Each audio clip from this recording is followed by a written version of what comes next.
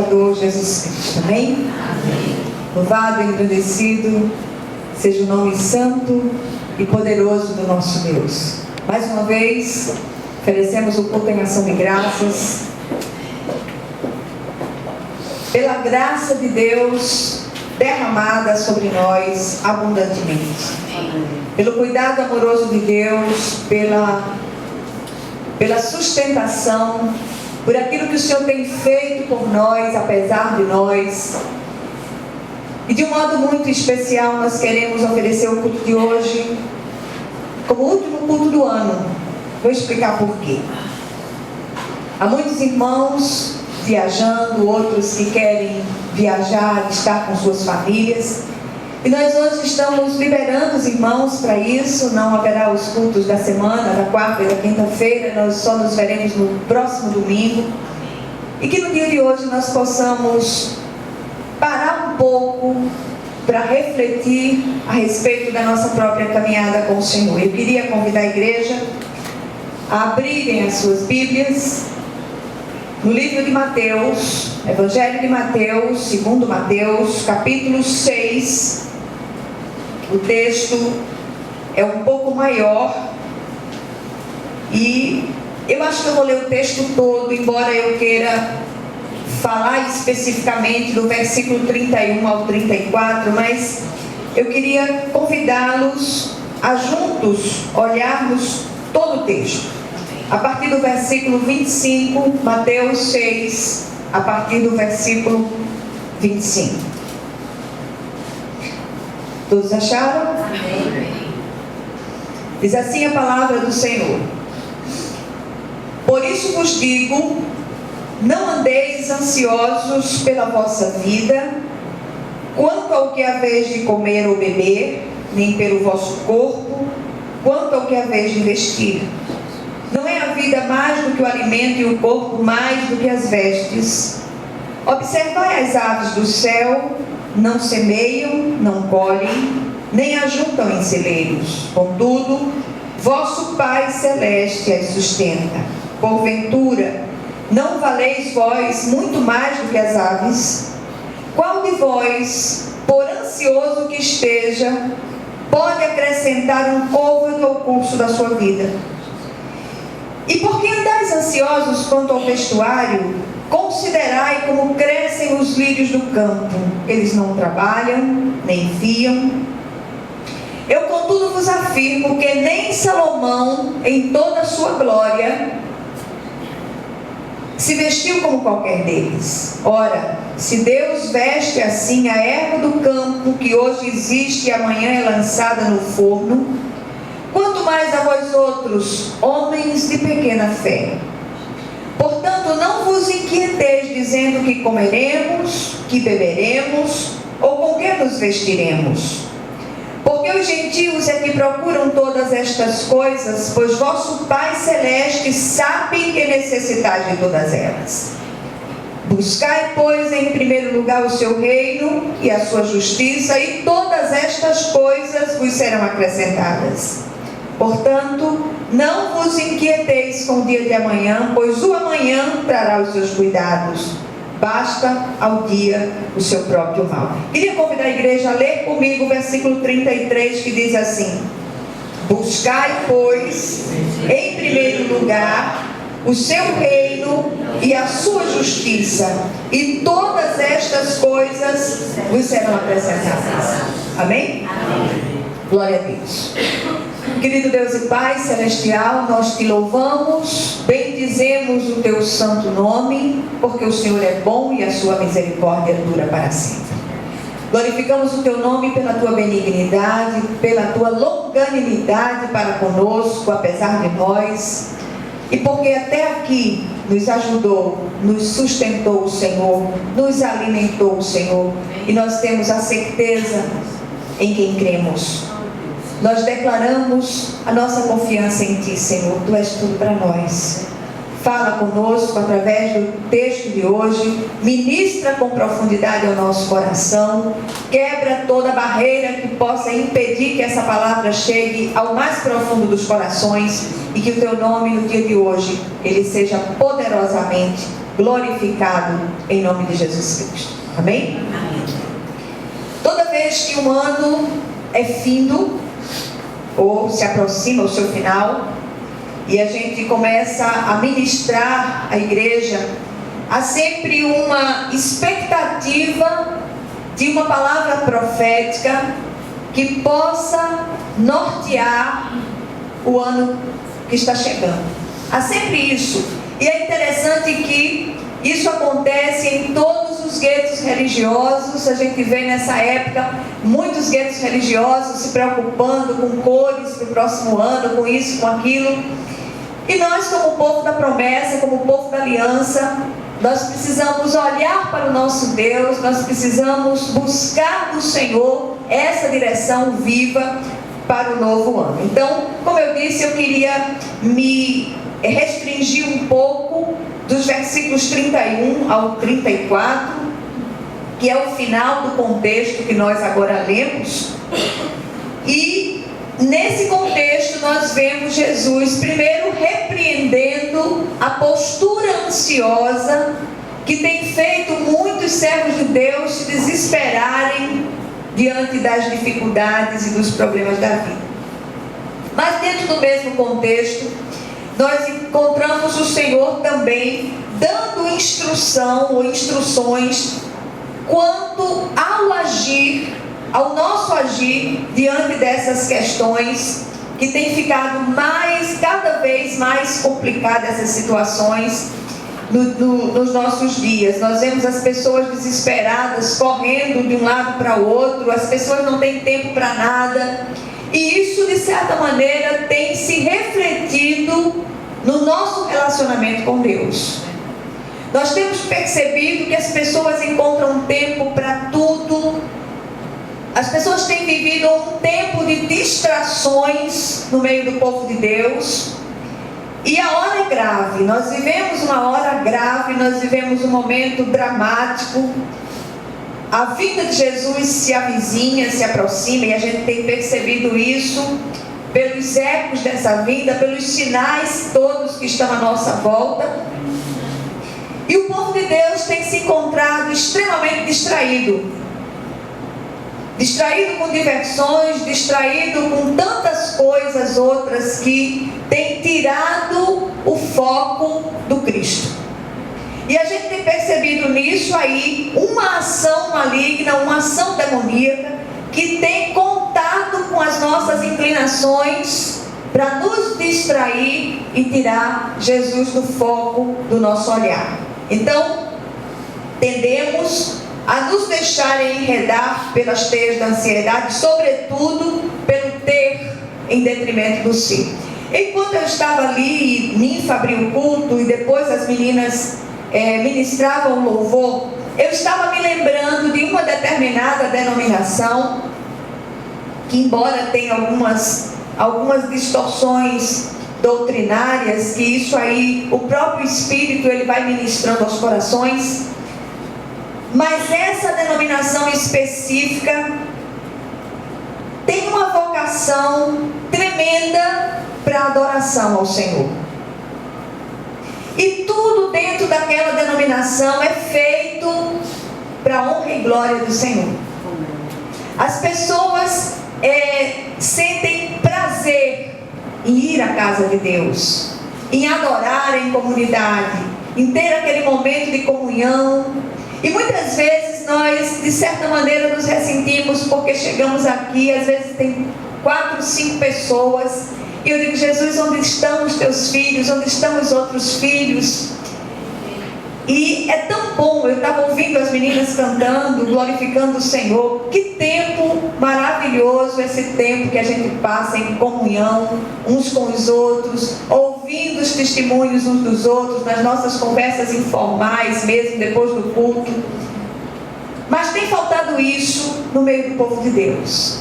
Nós estamos ocupados demais, temos priorizado muitas coisas em detrimento do reino de Deus.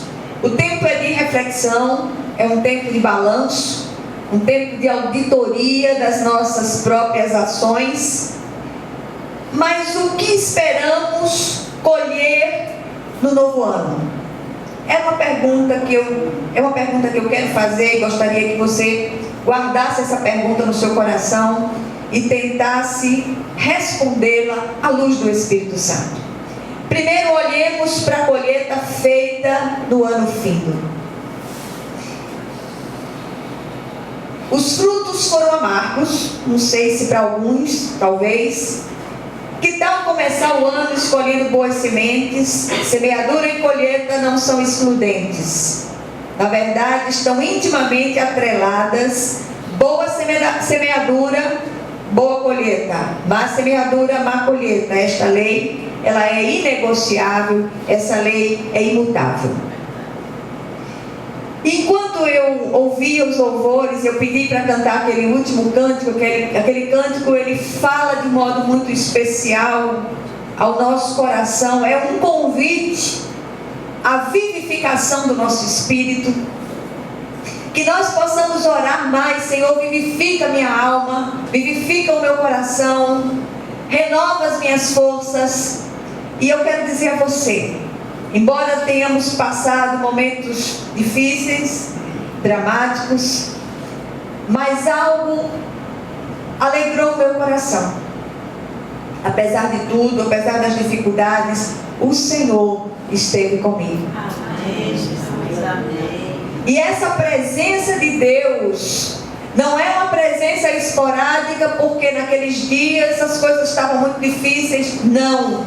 Essa presença precisa estar conosco todos os dias da nossa vida. Nós precisamos experimentar isso de contínuo. É como um relacionamento conjugal, na alegria e na tristeza, na prosperidade e na adversidade. E se nós não experimentarmos isso, eu estava ouvindo o pastor Malta disse: eu estou lhe dando muito trabalho. Ele disse: quer dizer, se fosse comigo eu estava lhe dando trabalho. Entendeu? Não é possível, né? E aí eu digo: não é trabalho, é um prazer servi-lo, né? E o Senhor tirou todo o meu cansaço. Às vezes os irmãos se preocupam comigo, as irmãs se preocupam: você está cansada? Não estou cansada.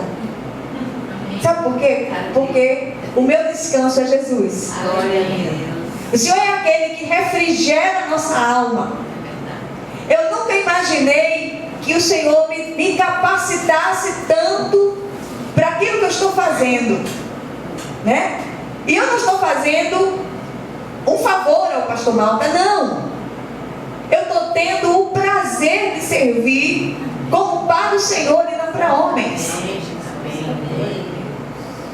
E eu disse: olha, não se constranja em receber, porque se a gente não souber receber esse carinho humano, a gente não sabe receber os carinhos de Deus.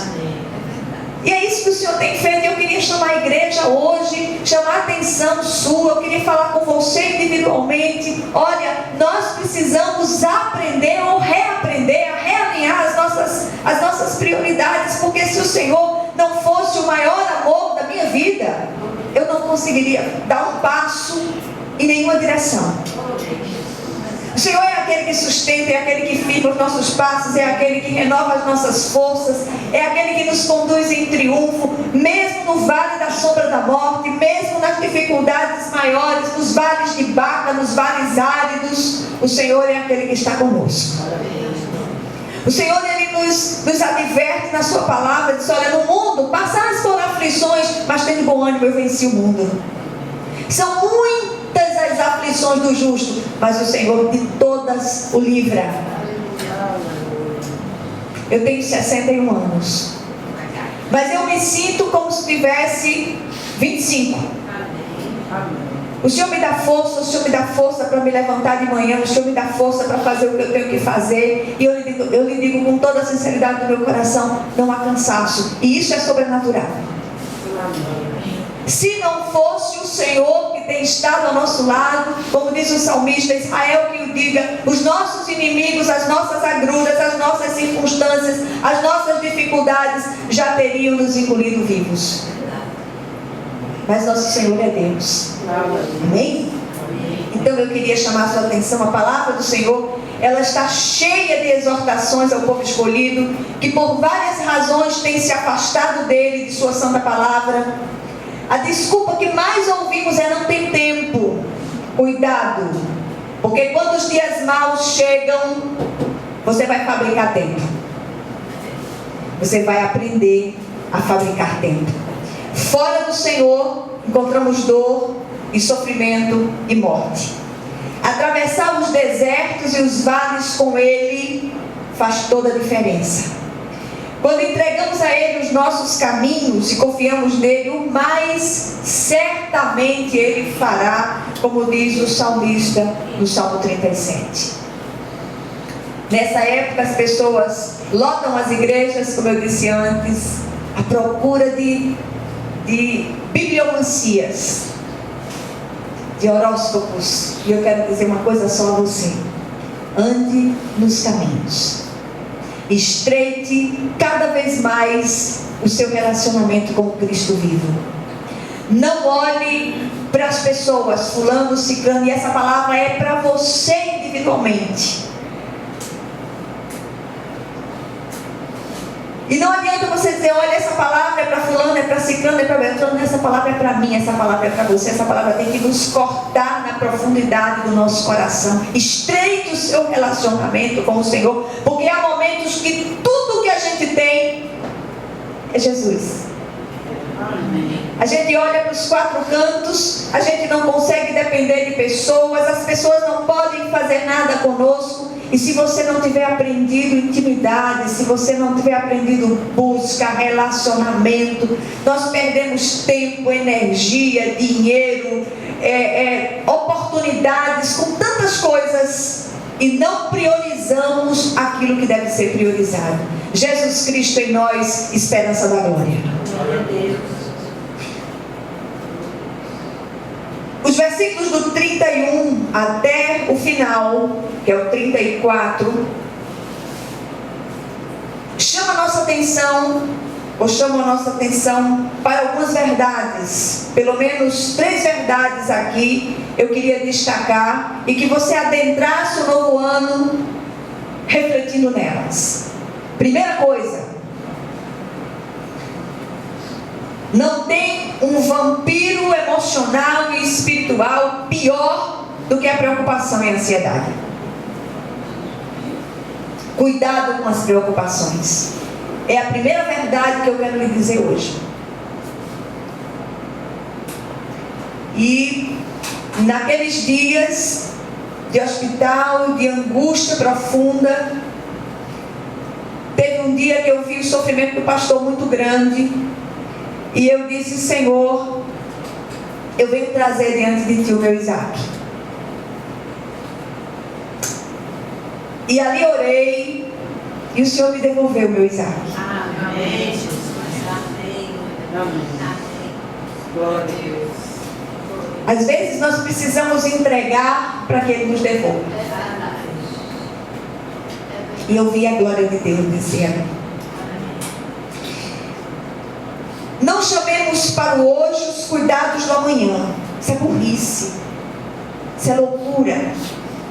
E o adversário tem semeado na cabeça da gente tantas angústias, tantas agonias, tantas preocupações. E nós não nos damos conta disso. Basta o dia o seu próprio mal. E a palavra de Deus está recheada de expressões, de exortações, de admoestações acerca dessa questão. Tem um texto que eu gosto muito, está na Epístola de Paulo aos Filipenses, quando o apóstolo diz assim: não andem ansiosos por coisa alguma, mas em tudo, pela oração e súplicas e com ação de graças, apresentem seus pedidos a Deus. E a paz de Deus, que excede todo entendimento, guardará os seus corações e as suas mentes em Cristo Jesus. Uma coisa que eu tenho aprendido nesses anos, eu não estou completamente curada da ansiedade, o Senhor continua tratando a cada um de nós, porque nós estamos aqui desse lado da eternidade. Mas a ansiedade, ela é filha do medo, e a gente tem medo demais. Eu sei bem o que é isso. E esses medos, eles têm minado a nossa fé. O medo, por sua vez, acaba nos adoecendo, e a ansiedade, ela termina se tornando a mãe de diversas doenças, inclusive alguns tipos de depressões e síndromes como a de pânico, porque nós fazemos com que as coisas sejam hiperdimensionadas. E o Senhor diz assim: aquietai-vos e saber que eu sou Deus. Aprendamos a respirar esse oxigênio do céu. Não sei qual o propósito dessa luta que você está vivendo, mas confia na graça de Deus, confia naquilo que Deus pode fazer. Eu não sei qual é a resposta de Deus à sua queixa, mas ela vem. E às vezes a gente diz: Senhor, eu quero que o Senhor me responda, mas eu só quero que o Senhor me responda assim. Não é? A gente só consegue enxergar um jeito de Deus responder, que é o jeito que satisfaz a nossa carne. Mas quando a gente entrega o Isaac no altar e diz: Senhor, não sei lidar com isso, mas os meus olhos estão postos em Ti. Confiar nas infinitas possibilidades de Deus e não tentar informar Deus dentro das nossas formas pré-fabricadas por nós. Para com isso em nome de Jesus.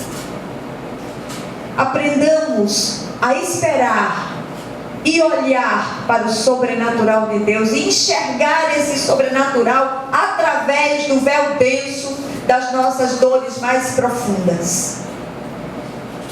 A segunda coisa que nos chama atenção, a segunda verdade, é que os pagãos, os incrédulos, é que agem assim. Nós estamos nos associando com os incrédulos nas nossas posturas. E muitas vezes nós saímos jogando versículos bíblicos, textos bíblicos, para aqueles que estão à nossa volta, e nós não deixamos que aquela palavra nos corte, que aquela palavra nos fira, que aquela palavra entre na profundidade do nosso coração. Nós só temos um gatilho apontado para o nosso irmão. Essa palavra é para você. Você que tem que agir desse jeito. Não. A começar em mim, como diz o cântico, quebra coração. Que o Senhor nos quebre. Que nesse novo ano nós sejamos refeitos, restaurados, renovados, com a nossa esperança refeita, e que o nosso coração esteja preparado para os agires de Deus, para as formas de Deus, para as possibilidades de Deus. Não sei quais são, mas já glorifico o Senhor por todas elas. O Senhor é bom e a sua misericórdia dura para sempre.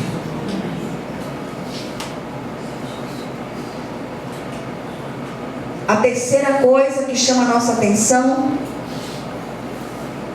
e eu só quero fazer um comentário com relação a esse segundo ponto, que nós sejamos encontrados atados no feixe dos que são do Senhor, não no feixe daqueles que andam segundo o curso deste mundo. Tem muito crente andando segundo o curso deste mundo.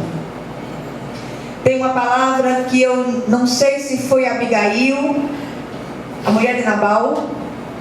Abigail, é isso? É? E ela disse acerca de Davi, que Davi foi encontrado, achado no feixe dos que são do Senhor. Que palavra sábia daquela mulher. Eu pergunto, será que ao olhar para nós somos achados, atados no feixe do Senhor, ou no feixe do joio que será lançado ao fogo? Guarda essa reflexão no seu coração. Por último, terceira verdade, o Senhor quer que realinhemos as nossas prioridades. Quando os problemas e as dificuldades nos fazem orar, disse certo pensador cristão, eles fazem mais bem do que mal. Você sabia disso? Ah, mas eu estou passando por um momento tão difícil, eu tenho que orar demais. Você está experimentando orar agora? Orar é diálogo íntimo com Deus. E se nós não estamos acostumados a isso, muitas vezes é preciso que venha uma tempestade para que a gente se lance aos pés do Senhor e clame com toda a força do nosso coração. Deus deve estar em primeiro lugar. Amo demais o meu marido e meus filhos, mas o Senhor é o maior amor da minha vida. Amém.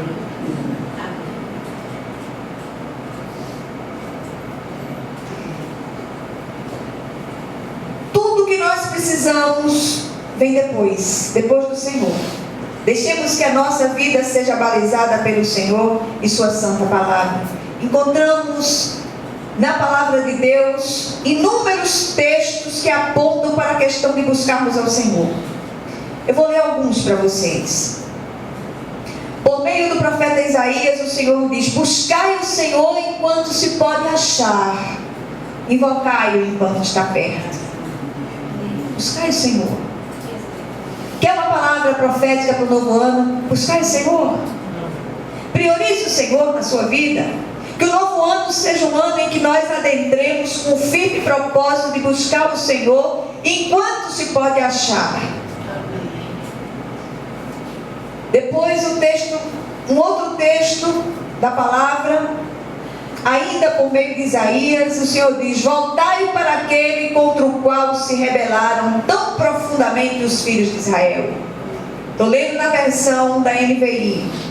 Voltai àquele contra o qual se rebelaram tão profundamente os filhos de Israel. Nossas rebeliões têm feito miséria nas nossas vidas. Não, mas eu vou à igreja, eu vou no domingo, eu vou na quarta-feira, eu vou no estudo bíblico, eu vou no estudo bíblico do sábado, eu vou no culto da causa impossível e tal. Mas o Senhor é aquele que conhece profundamente o nosso coração. Tem um filme mais ou menos antigo, não sei exatamente quanto tempo, porque eu já não tenho paciência para filmes, mas dizia assim: eu sei o que você fez no verão passado. E o Senhor diz assim: eu sei o que você fez na quarta-feira de noite, e nós estávamos na igreja. Eu sei o que você fez na quinta-feira de tarde, eu sei o que você fez no domingo de tarde. E um outro texto, dessa vez, por meio de Jeremias, o Senhor diz, num lamento, ele diz: se voltares, ó Israel, diz o Senhor, volta para mim. E se tirares as tuas abominações de diante de mim, não andarás mais vagueando. Quanto crente vagueando com a vida destroçada. Ainda por meio de Isaías, o Senhor diz: se quiserdes e me ouvirdes, comereis o melhor desta terra. Mas se recusardes e fordes rebeldes, sereis devorados à espada, porque a boca do Senhor o disse. O Senhor sente saudades de nós. O Senhor deseja que nós nos acheguemos a Ele. O salmista, ele fecha a questão trazendo uma palavra também de lamento da parte de Deus. Ele diz: se o meu povo me escutasse, se Israel andasse nos meus caminhos, eu de pronto lhe abateria o inimigo e deitaria a mão contra os seus adversários. Os que aborrecem o Senhor se lhe submeteriam, e isto duraria para sempre. Eu o sustentaria com o trigo mais fino e o saciaria com o mel que escorre da rocha. Tem faltado isso. Se eu posso deixar uma palavra nesse último culto do ano, com vistas ao próximo ano: busque o Senhor, se volte para Ele, esqueça as idolatrias humanas, busque o Senhor, se pendure nas suas promessas, estreite o seu relacionamento com Ele enquanto há tempo. Para concluir, quais têm sido as nossas prioridades? Tempo de realinhá-las, tempo de colocá-las no prumo de Deus. Será que nossos interesses passam pelo crivo do Senhor? Tempo de voltar ao Senhor, que possamos invocá-lo enquanto está perto. Peçamos perdão por nossa negligência em relação às coisas do Senhor. Busquemos a sua face, Que o novo ano seja de busca e de priorizarmos efetivamente o nosso amado Senhor e Salvador. Amém? Glória a Deus.